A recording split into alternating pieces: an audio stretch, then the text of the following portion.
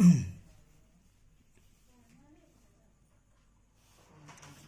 हम लोग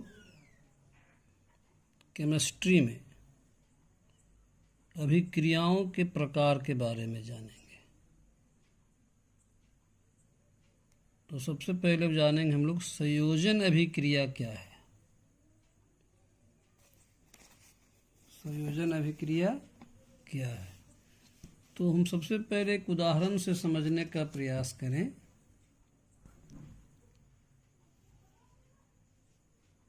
जैसे मान लिया कि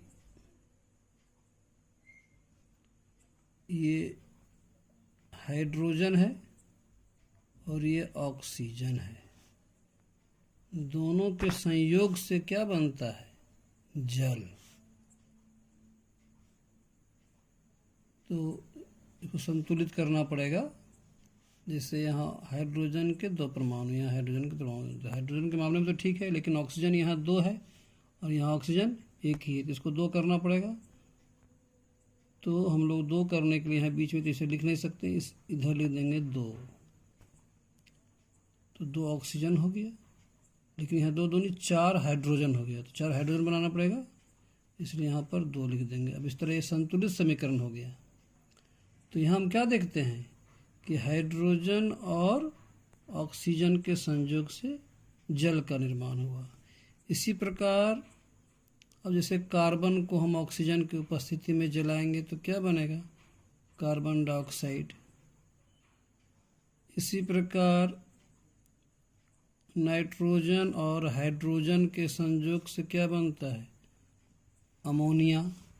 अब इसको संतुलित करने के लिए क्या करना होगा? यहाँ नाइट्रोजन का दो, यहाँ नाइट्रोजन एक, तो हम लोग ये दो करेंगे तो दो नाइट्रोजन, ये दो या छः हाइड्रोजन, तो हाइड्रोजन करने के यहाँ थ्री बैठाना होगा, तीन दूनी छः हाइड्रोजन।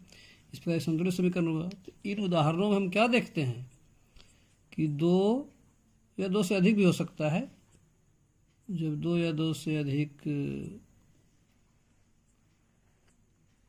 पदार्थ संयोग करके एक नए पदार्थ का निर्माण करते हैं, तो इस क्रिया को, इस प्रक्रिया को या इस अभिक्रिया को हम लोग कह सकते हैं संयोजन अभिक्रिया। हम क्या देख रहे हैं? यहाँ दो है, एक बना, ये दोनों से ये बना, ये दोनों से ये बना। तो हम परिभाषा में क्या लिखें कि वैसी रासायनिक अभिक्रिया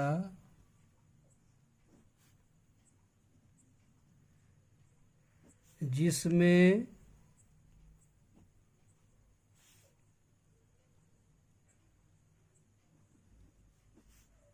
दो या दो से अधिक पदार्थ संयोग कर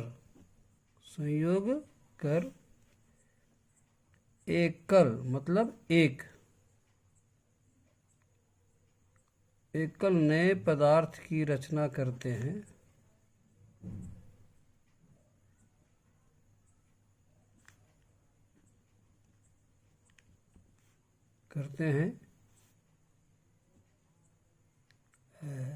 संयोजन अभिक्रिया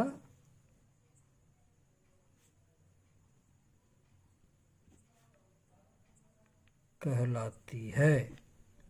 हम यहाँ देख रहे हैं दो या दो से अधिक, और भी ले सकते हैं हम लोग दूसरा एग्जाम्पल, लेकिन हम लोग इसी में समझ लें कि वैसी रासायनिक अभिक्रिया जिसमें दो या दो से अधिक पदार्थ संयोग करके, एक दूसरे से संयोग करके एकल और वो भी नए पदार्थ की रचना करते हैं, तो इस अभिक्रिया को हम क्या बोलेंगे? संयोजन अभिक्रिया। ठीक इसके विपरीत होता है, दूसरा नंबर में हम लोग जान सकते हैं वियोजन अभिक्रिया। वियोजन अभिक्रिया, इसको हम लोग अपघटन अभिक्रिया भी कह सकते हैं। अभिक्रिया, इसको जानने के लिए ठीक इसका हम लोग उल्टा करेंगे। अब जैसे क्या है,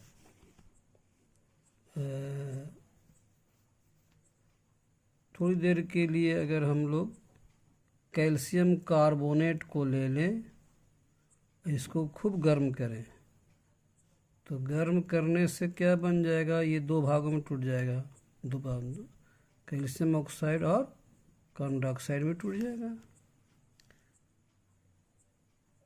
इसी प्रकार इस जल को भी हम लोग, अगर इसमें हम लोग विद्युत धारा प्रवाहित करें, विद्युत धारा प्रवाहित करें, विद्युत से मतलब गर्म करें या विद्युत से ही गर्म करें, तो हम लोग को ये फिर हाइड्रोजन और ऑक्सीजन प्राप्त हो जाता है। इसको भी संतुलित कर देते हैं। इसी तरह पोटासियम क्लोरेट को अगर हम लोग गर्म करें, तो पोटासियम क्लोराइड और ऑक्सीजन प्राप्त होता है। संतुलित करने के लिए हम ऐसा कर सकते हैं, इस तरह बैठा सकते हैं, तो पोटासियम क्लोराइड और ऑक्सीजन में टूट जाता है। तीन उदाहरणों से हम लोग क्या देखते हैं कि जब कोई एकल पदार्थ दो या दो से अधिक छोटे पदार्थों में टूट जाता है, जिसको हम लोग कह सकते हैं वियोजन अभिक्रिया। तो क्या लिखेंगे परिभाषा, वैसी रासायनिक अभिक्रिया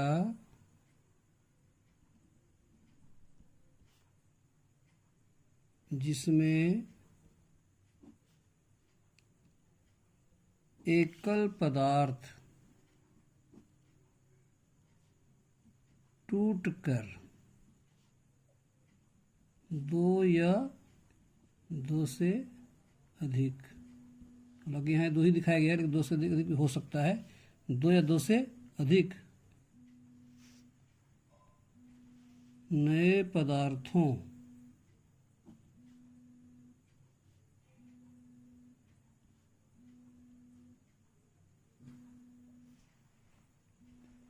की रचना करता है,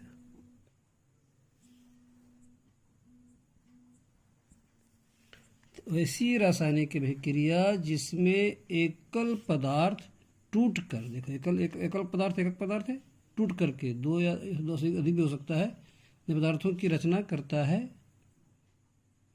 ना, क्या कहलाती है, वियोजन अभिक्रिया कहलाती है। जैसे में हम लोग इस उदाहरण को ले सकते हैं, यहाँ भी हम लोग जैसे में ले सकते थे, जैसे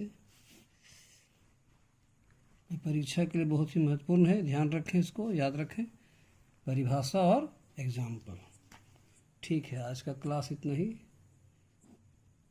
फिर आगे बताया जाएगा कि ये दोनों किस प्रकार एक दूसरे से विपरीत हैं, और भी हम लोग पढ़ेंगे अगले दिन। अभिक्रियाओं के और भी प्रकार हैं, इसके बारे में इतना तब तक आप लोग याद रखें।